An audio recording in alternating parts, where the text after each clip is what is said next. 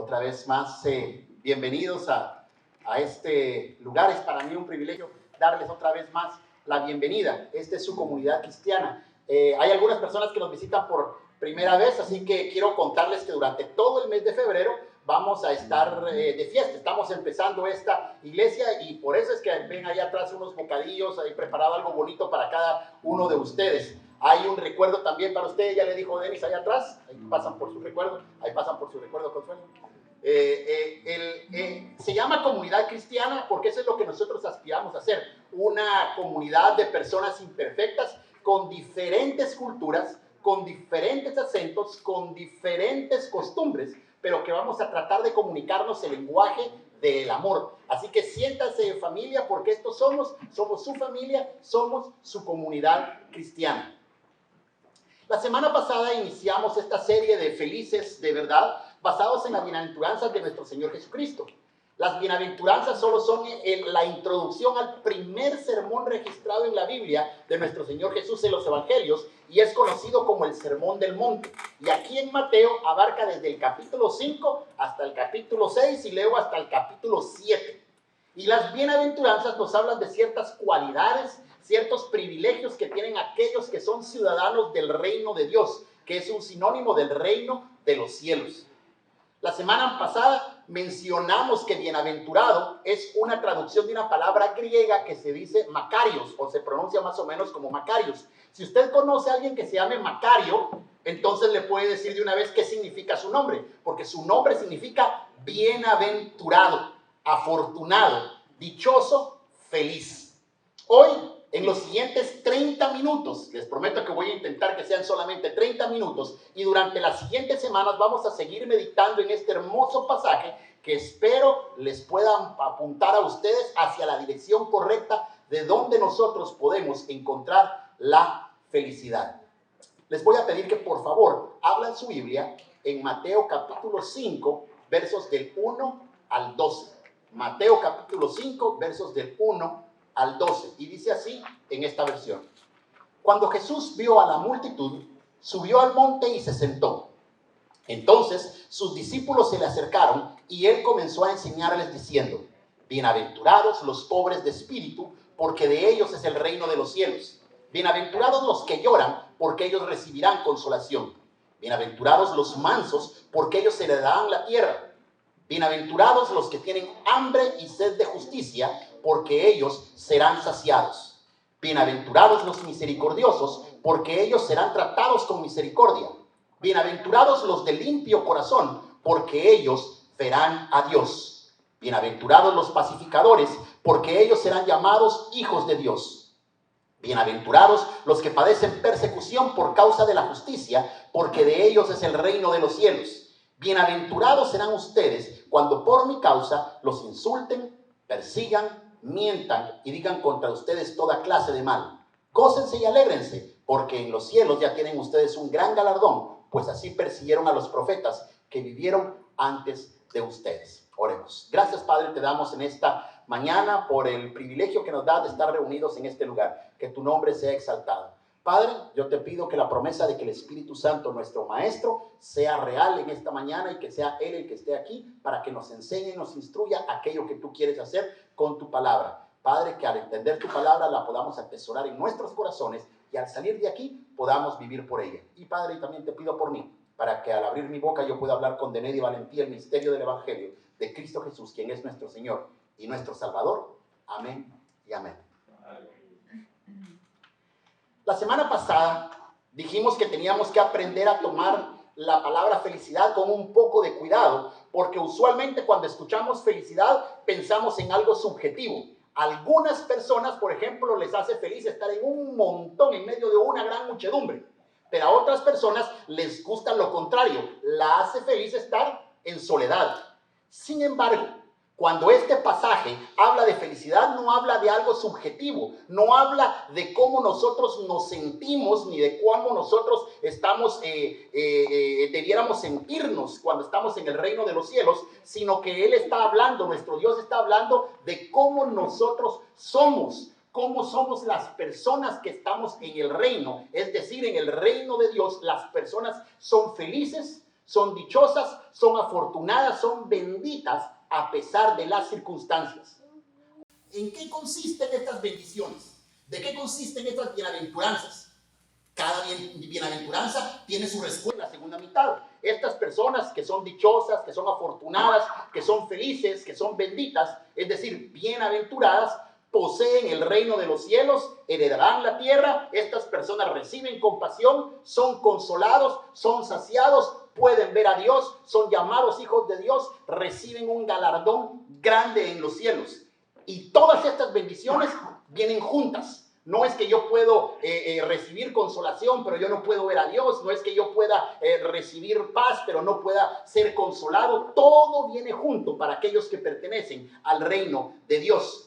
Y esas cualidades o responsabilidades también son para cada miembro del reino de los cielos. Es decir, cada uno de nosotros tiene que ser pobre en espíritu, tiene que aprender a lamentarse, a ser manso, a tener hambre y sed de justicia, a ser misericordioso, a tener un corazón limpio, a ser pacificador, a padecer persecución. Yo no puedo venir y querer ser nada más manso, pero no ser misericordioso. O yo no puedo querer ser misericordioso, pero no ser pacificador. Todo viene de conjunto.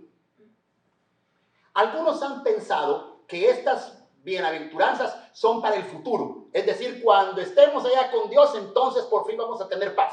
Cuando estemos allá con Dios, entonces por fin va a haber misericordia. Cuando estemos allá con Dios, entonces por fin vamos a estar tranquilos. Y de alguna manera eso es cierto. Pero también es algo cierto aquí el día de hoy. Son también para el presente y son también para el futuro. John Stott, un gran teólogo escocés, él decía lo siguiente: en lo personal, creo que la única respuesta posible es ambas cosas son ciertas. Resulta claro por el resto de lo que Jesús enseña que el reino de Dios es una realidad actual que podemos recibir hoy, heredar hoy y a la que podemos entrar hoy. Es decir, el reino de los cielos no es algo que está para el futuro, sino que el reino de los cielos es algo que podemos estar hoy, aquí, ya. Ahora, si continuamos con el pasaje, se recuerdan la semana pasada solo leímos el verso 1 al 3. Si continuamos con el pasaje, dice así en el verso 4: bienaventurados los que lloran, porque ellos recibirán consolación. Este verso bien podría traducirse como felices los infelices. Tremenda paradoja, ¿verdad? Felices los infelices. Por naturaleza, nosotros hacemos lo posible para huir del sufrimiento, queremos huir del dolor, queremos huir del llanto. Sin embargo, la vida de uno está marcada con dolor, está marcada con sufrimiento y está marcada con llanto.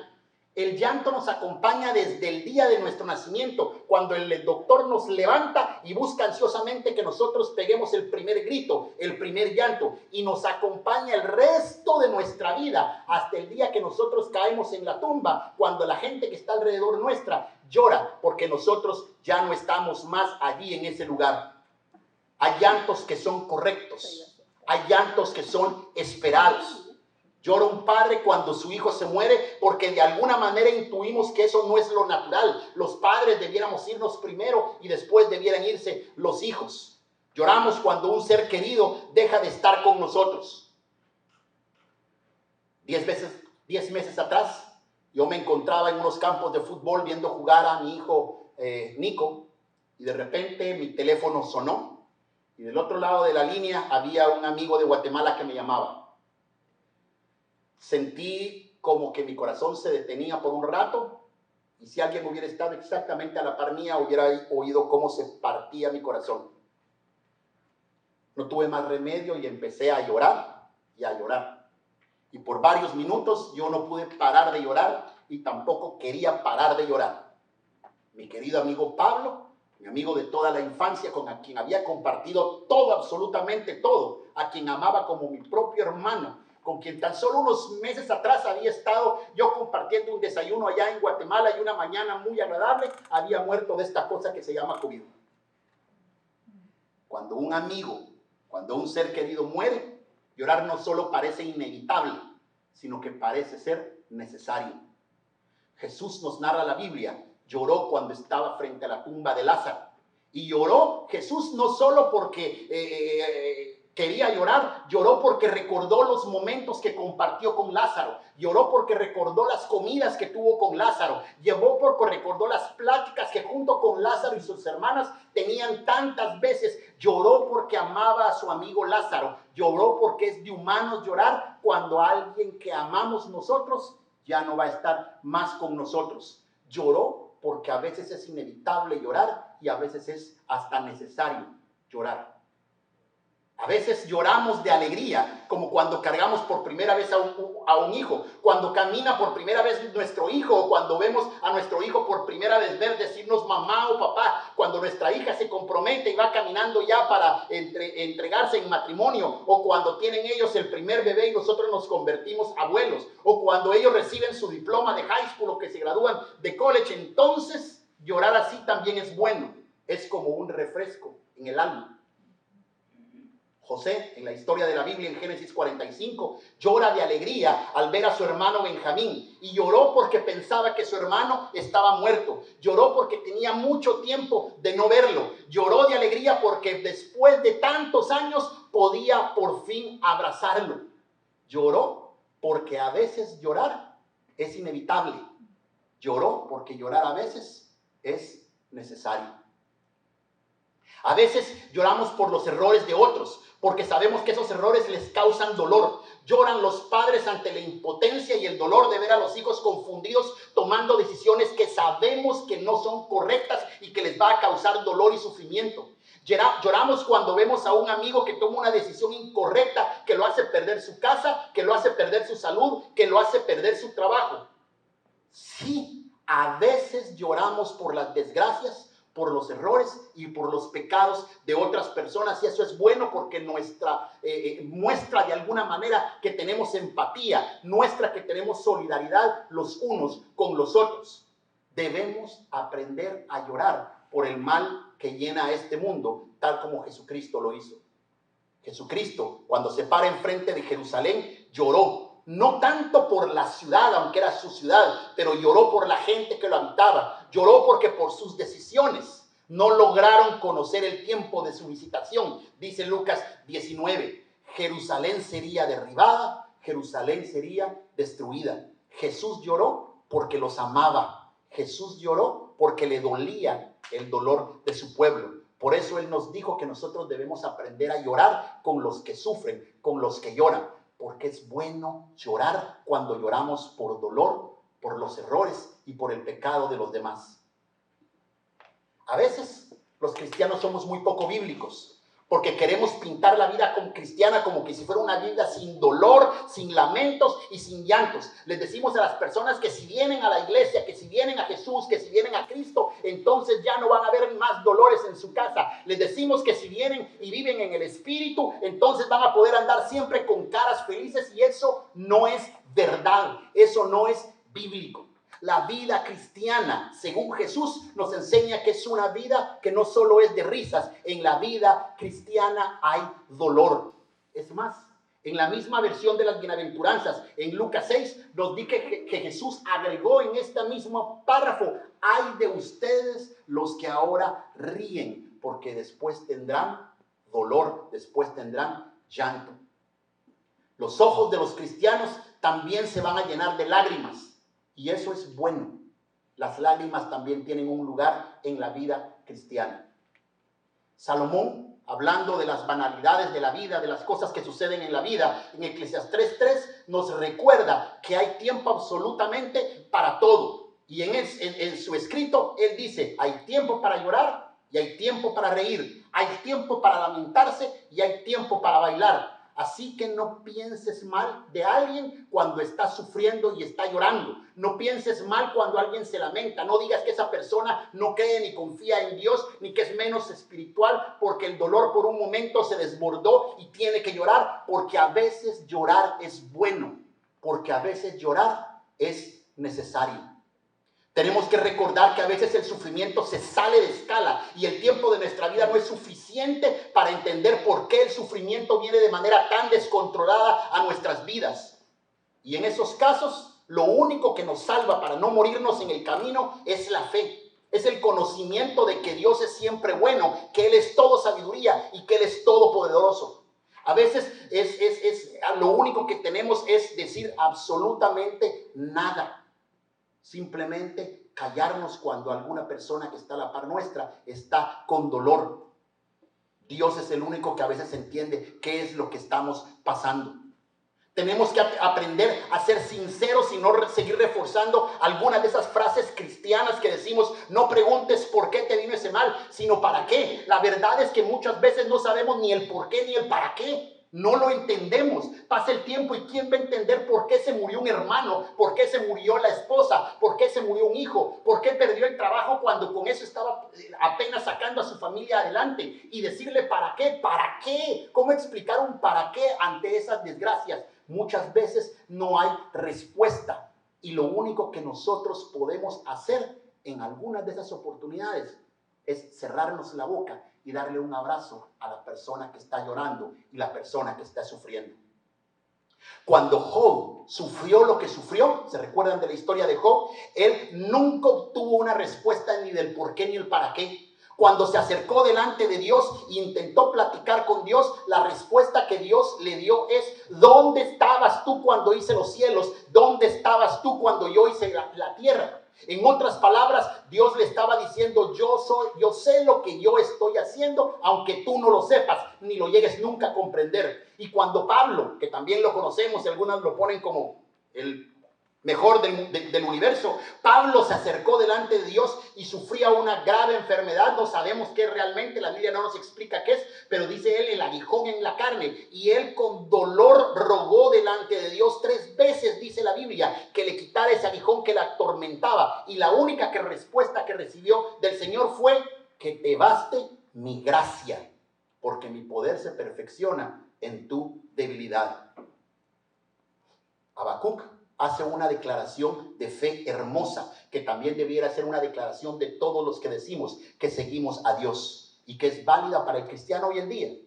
Aunque todavía no florezca la higuera, ni haya uva en los viñedos, aunque no haya aceitunas en los olivos, ni los campos hayan rendido sus cosechas, aunque no hay ovejas en los rediles, ni vacas en los corrales, yo me alegro por ti, Señor, me regocijo en ti, Dios de mi salvación. Tú, Señor, eres mi Dios y mi fortaleza. Tú, Señor, me das pies ligeros como de sierva y me haces andar en mis alturas. A veces, lo único que nos ayuda para salir en medio del dolor y el llanto es recordar que Dios es Dios y Dios sabe lo que está haciendo. Pero eso no significa que a ultranzas nuestro llorar no puede ser de beneficio para otros. La Biblia dice, Pablo dice en 2 Corintios, que si nosotros sufrimos es para que ustedes reciban consolación y salvación. Si somos consolados es para que ustedes reciban consuelo y puedan soportar como nosotros cuando pasen por los mismos sufrimientos. De manera que esa experiencia que nos ha tocado a nosotros, el quedarnos sin trabajo y haber pasado durante 1 mes, 2 meses, 3 meses sin saber cómo vamos a resolver el problema y haber caído llorando por esa situación, pero haber salido adelante de eso con el apoyo de nuestros hermanos, de nuestros amigos o de cualquier otro milagro que se haya presentado en nuestra vida, esa es una oportunidad para que cuando alguien más esté pasando por esa situación, nos podamos acercar con confianza y decirle a esa persona: vas a poder salir adelante. Yo pasé esto. Cuando tú pierdes a un hijo en la peor de las circunstancias, probablemente Dios te pueda dar la oportunidad de acercarte a otro padre o a otra madre que también perdió a un niño y poder decirle y darle un abrazo. Es posible, es posible. Es dolorosísimo, nunca se olvida. Pero Dios nos permite, a Dios también te puede ayudar a ti a salir adelante. Esas lágrimas que has derramado pueden servirte para hacer realidad en tu vida el mandato de Cristo de llorar por los que lloran. Las lágrimas que has derramado te han capacitado para que puedas acompañar al que llora en medio de la soledad y para que puedas venir y abrazar al que necesita un abrazo. Con todo lo dicho, hay una razón más para que los hijos de Dios, de los hijos del reino, deben llorar y aprender a lamentarse. Y es precisamente de ese lamento del que habla Mateo 5:4 cuando dice que son benditos, felices los que lloran porque recibirán consolación. Felices los infelices porque ellos serán consolados. Es la misma razón por la cual Pablo lloraba diciendo: me doy cuenta que dentro de mí a veces quiero hacer lo bueno y no puedo, y termino haciendo lo malo. En lo más profundo de mi corazón yo amo a Dios, pero también sucede que hay otra cosa. Hay algo dentro de mí que lucha contra lo que creo que es bueno y trato de obedecer a Dios, pero me siento como en la cárcel, donde lo único que puedo hacer es pecar una y otra vez. Sinceramente, dice Pablo, deseo obedecer la ley de Dios, pero no puedo dejar de pecar porque mi cuerpo es débil para obedecerla. Pobre de mí. Ese sentimiento de ir avanzando esta vida como que tenemos un gran costal a cuestas, como un gran saco lleno de nuestros errores, de nuestras culpas, de nuestros pecados, algunos involuntarios, algunos con toda intención, algunos que hemos tratado de dejar hacer, pero de repente los terminamos cometiendo de nuevo. Algunos que son conocidos por varias personas y algunos que solo los cometemos en el secreto o en el anonimato. No es solo de llorar por esa carga que nosotros tenemos, porque a veces la carga de por sí es suficiente para doblar nuestras rodillas. Nosotros debemos estar dispuestos a soltar esas cargas. Necesitamos acercarnos con todo ese dolor, con toda esa frustración de querer salir adelante y librarnos de nuestro pecado y librarnos de nuestras situaciones que nosotros tenemos, y tenemos que ir al único lugar donde nosotros sabemos que puede ser enjugado, donde nosotros recibimos el verdadero consuelo, y es este lugar único que se llama la presencia de Dios, quien nos concede gratuitamente el perdón. La Biblia dice que literalmente Él tomó ese saco de culpas, de dolores y remordimientos, y nos recuerda que Él ya cargó con todo en la cruz del Calvario y lo dejó pegado allí. Por eso dice Él: ustedes viven siempre angustiados, ustedes que están siempre preocupados, ustedes que están siempre cansados, vengan a mí, que yo los haré descansar. Nadie más que nuestro Señor Jesucristo puede darnos descanso real a nuestro llanto, y nadie más puede librar nuestra congoja causada por el pecado. Podemos tratar de enmascararlo como una fiesta continua. A veces simplemente queremos no pensar en ello y mantenemos nuestra vida haciendo y haciendo y haciendo un montón de cosas. A veces tratamos de enmascarar el pecado con vicios. A veces tratamos de enmascarar el pecado con mucho trabajo. A veces tratamos de ignorar nuestras culpas, pero eso no trae consuelo real a nuestra vida. Es hasta que nos acercamos quebrantados delante de nuestro Señor Jesucristo, llorando por nuestra desgracia, nuestra inhabilidad de poder luchar con el pecado, que entonces podemos recibir consolación. Ese es uno de los oficios de Cristo. Esa es una de las cosas que Cristo vino a hacer. El profeta Isaías dijo así: el Espíritu de Dios está sobre mí. El Señor me ha ungido y me ha enviado a proclamar buenas noticias para los que están afligidos, a vendar a los que están con el corazón quebrantado, a anunciar libertad a los que están cautivos, a anunciar liberación a los que son prisioneros, a proclamar el año de buena voluntad del Señor y el día de la venganza de nuestro Dios, a consolar a todos los que están tristes, a alegrar a los que están afligidos, a ponerles una diadema en lugar de ceniza, perfume de gozo en lugar de tristezas, un manto de alegría en lugar de un espíritu angustiado, y se le llamará a ellos robles de justicia, plantados por el Señor para gloria suya. Llorar por nuestros pecados es solo eso: remordimiento. Llorar cuando sentimos que hemos hecho algo malo es solo eso: remordimiento. Pero llorar frente a nuestro Dios, llorar frente a Jesucristo, es lo único que nos puede dar a nosotros verdadera felicidad, porque Él es el único que puede perdonarnos gratuitamente. Recordarán ustedes la historia del hijo pródigo, muy famosa en la Biblia, llena de películas por todos lados. Cuando el hijo pródigo lloraba en medio de la pocilga de cerdos, pudo haberse quedado ahí llorando su desgracia, o podía haberse levantado corriendo a pedirle perdón a la persona correcta, que era su padre, el único que lo podía perdonar. Si se hubiera quedado llorando su desgracia, la historia hubiera tenido el peor de los finales. Y el hijo pródigo se quedó allí y murió en medio de los cerdos. Y ahí acabó su historia. Pero el hijo pródigo hizo lo correcto. Agarró su dolor, agarró su desgracia, entendió que estando metido allá en la pocilga, espiritualmente estaba quebrado, estaba en bancarrota, se dio cuenta de su pobreza espiritual y en medio del dolor se levantó buscando al único que lo podía perdonar y sacar de esa situación en la que se encontraba, su papá. Entonces encontró, cuando llegó al final a ese lugar, a su papá esperándolo con un abrazo, y el perdón que él esperaba lo recibió. El papá no dijo nada. El papá no le dijo, ¿viste? El papá no le dijo, por eso te dije. No, el papá le dijo, cállate, mijo. Lo abrazó, le dijo, olvídate de todo lo que pasó. Le dio un traje nuevo, lo bañó e hizo fiesta, porque eso es lo que hace nuestro Padre con nuestro dolor, eso es lo que hace nuestro Padre con nuestro pecado, eso es lo que hace nuestro Padre con nuestro quebranto. Lo que Él hace es que nos perdona libremente, porque la tristeza que tenemos debe servir para algo. Nosotros tenemos que aprender a acercarnos a Dios en tristeza verdadera. ¿Qué es la tristeza verdadera? No solo es la que nos aflige y ahí quedamos. La tristeza verdadera, dice Pablo en 1 Corintios 7:10, es la que proviene de Dios y produce arrepentimiento para salvación. De los que estamos aquí, todos, absolutamente todos, estamos marcados por el pecado. Nadie se salva.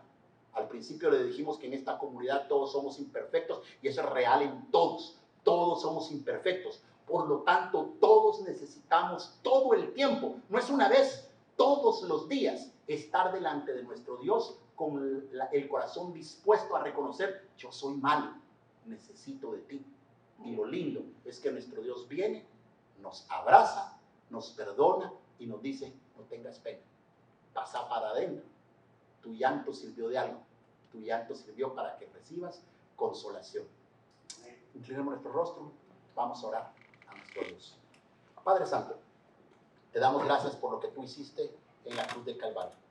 Gracias porque aunque nos cuesta a muchos de nosotros entender esto que parece tan simple, es así. Tú fuiste el que moriste en la cruz del Calvario para nosotros, para quitar nuestras culpas. Aunque yo hice lo que haya hecho, no importa. Cristo Jesús lo perdona en la cruz del Calvario y yo puedo venir con cualquiera de mis errores, cualquiera de mis problemas, con cualquiera de mis desgracias y delante de ti decirte, Padre, perdona. Yo no puedo hacer absolutamente nada. Ayúdame a saberme perdonado por Cristo Jesús. Gracias porque tú lo haces con gratitud. Gracias porque tú lo haces en verdad. Gracias porque tú nos perdonas completamente y nos podemos entonces sentir felices porque hemos recibido de ti el perdón, el consuelo por el llanto de nuestro propio pecado. Gracias. Oramos entonces en el nombre de Cristo Jesús. Amén y amén.